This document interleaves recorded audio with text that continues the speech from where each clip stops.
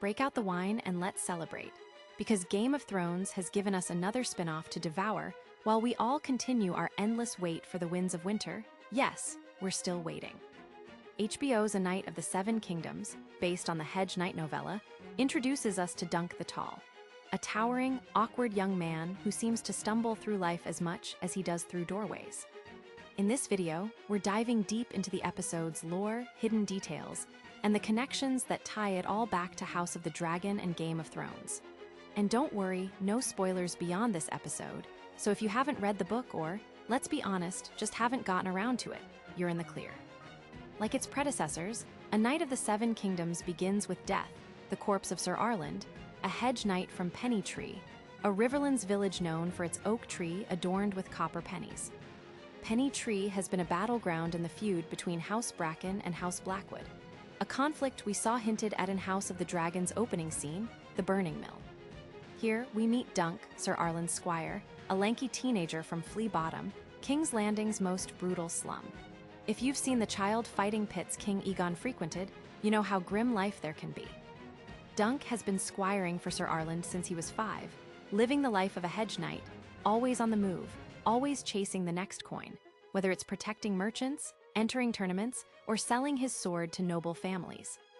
Now, with Sir Arland gone, Dunk faces a choice. Find a new master or try to make it as a hedge knight himself. But Westeros isn't exactly at peace. 13 years have passed since the first Blackfyre rebellion, where King Daeron II Targaryen crushed his half-brother Daemon Blackfyre's uprising. The rebellion's over, but the resentment lingers. A Knight of the Seven Kingdoms takes place roughly 78 years after the Dance of the Dragons in House of the Dragon and about a century before Game of Thrones. The current king, Daeron II, is the great-grandson of Rhaenyra Targaryen and the great-great-grandfather of Daenerys Targaryen. Upon Sir Arland's death, Dunk inherits his sword, armor, and 3 horses: Thunder, Chestnut, and Sweetfoot. Thunder, his combat mount, will likely be his key to glory in the tournaments ahead. Dunk sets his sights on Ashford Meadow in the Reach, where a tournament is being held to celebrate the 13th name day of Lord Ashford's daughter, the Fair Maid of Ashford. A win here could put Dunk on the map and give him the capital he needs to invest in his new life as a hedge knight. But as we'll see, the road to glory is anything but smooth. From the first moments, it's clear this isn't your typical Game of Thrones spin-off. The iconic theme music swells, only to be interrupted by Dunk taking a leak. It's a cheeky moment, maybe even a jab at the final season, but it sets the tone. This show doesn't take itself too seriously. Keep an eye on that robin in the tree, we'll come back to it. And notice the penny tree sigil on Sir Arland's shield, a winged chalice. Our next stop is a nearly empty in a day's ride from Ashford Meadow. Here, Dunk meets Egg, an orphan stable boy with a shaved head nicknamed Egg because, well, he looks like one. In the book, Egg explains the Meisters shaved it off, a common treatment for lice or sickness. The dialogue here is almost word for word from the book, so it'll be fascinating to see how faithfully the show adapts the rest of the story. The inn is deserted. Everyone's already at the meadow, except for one drunk lordling who ominously mutters about dreams, and who in Game of Thrones is known for prophetic visions. He drops a coin bearing the Targaryen sigil, and the innkeeper delivers a line that cuts deep. Knights are built the same as other men, and I never knew a joust to change the price of ale. It's a stark reminder of the divide between the nobility and the small folk. Tournaments are just spectacle for the rich, draining their coffers while the poor stay poor. Dunk discovers Egg isn't the innkeeper's boy. When he catches Egg riding his horse and wearing his armor, the kid asks to be Dunk's squire. Every knight needs one, he says. Dunk refuses, tossing him a coin, this one stamped with the 7-pointed star of the Faith of the Seven. I promise you, you're better off not squiring for the likes of me, Dunk warns. The next day, Dunk arrives at Ashford Meadow, where the jousting lanes are being set up, adorned with House Ashford's insignia. Notice the Dendarian pavilion, it'll matter soon.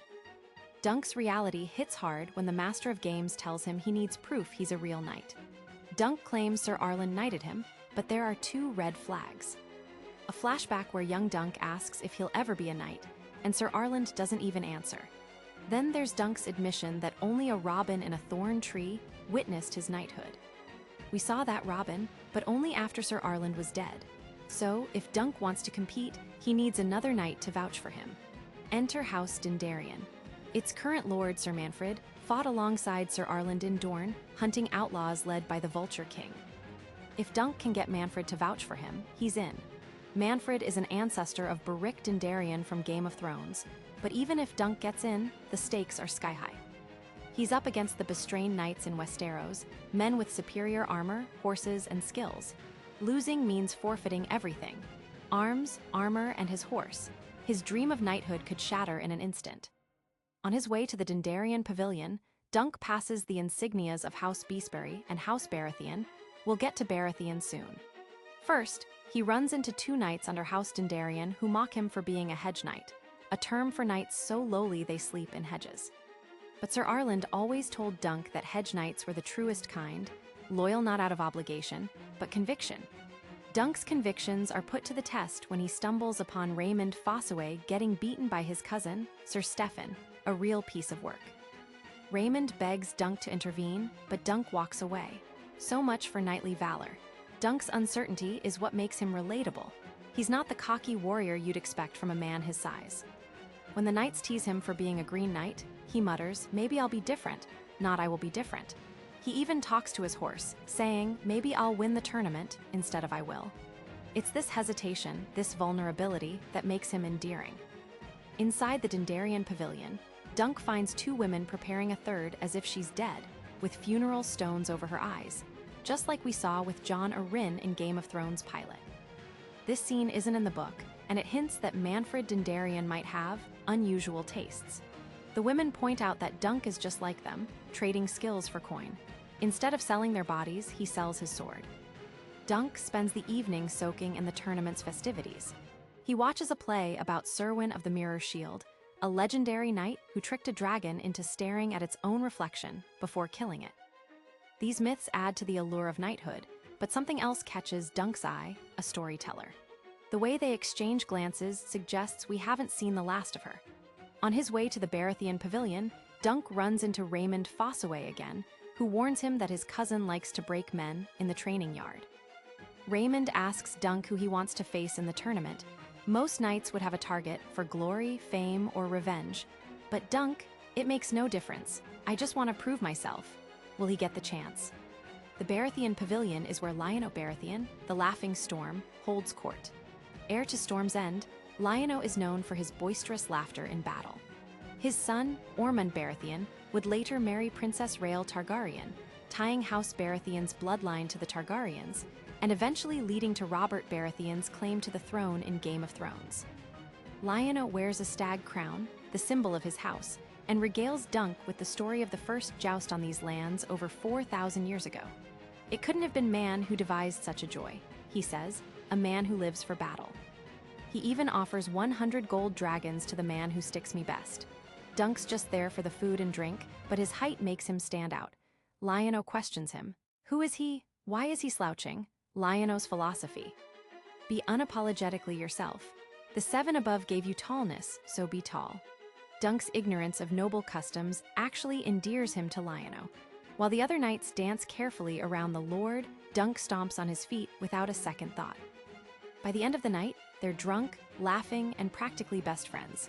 Dunk even tries on Lionel's crown. Lionel tells a story about nearly dying in a storm at sea, but pushing through. It's a metaphor for testing oneself against the unknown, just like Dunk is about to do in the tournament.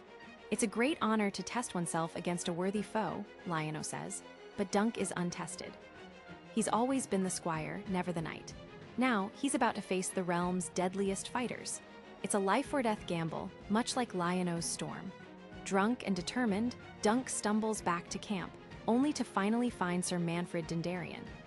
He pleads for Manfred to vouch for him, but the Lord doesn't even recognize Sir Arland's name. House Dindarian lost hundreds of men in Dorne, and their sigil, the forked purple lightning, comes from a legend where lightning saved a Dindarian messenger from a Dornish ambush. Dunk's dismissed like he's nothing, but when he returns to camp, he finds Egg, who's followed him, tended to the horses, set up a fire, and caught a fish. Egg's determined to earn his keep, even if it meant riding on a lamb cart to get here. Dunk introduces himself as Sir Duncan the Tall, and for the first time, he stands up straight, a callback to when Lion-O asked him why he slouches so much. Dunk and Egg make an odd pair. A hulking, uncertain knight and a small, overly confident boy. Dunk agrees to keep Egg on until the tournament ends, promising food, clothes, and hopefully no beatings. As they sit by the fire, Egg points out a falling star. A falling star brings luck to those who see it, he says. Dunk wonders if that luck is for the knights sleeping in their pavilions or for him. In Westeros, falling stars are omens. The birth of dragons for Daenerys, the return of Azor Ahai for Stannis, or war and bloodshed for the small folk. For Dunk, it's a sign of hope, and he's going to need it. So, what did you think of the first episode of A Knight of the Seven Kingdoms? Drop your thoughts and theories in the comments below.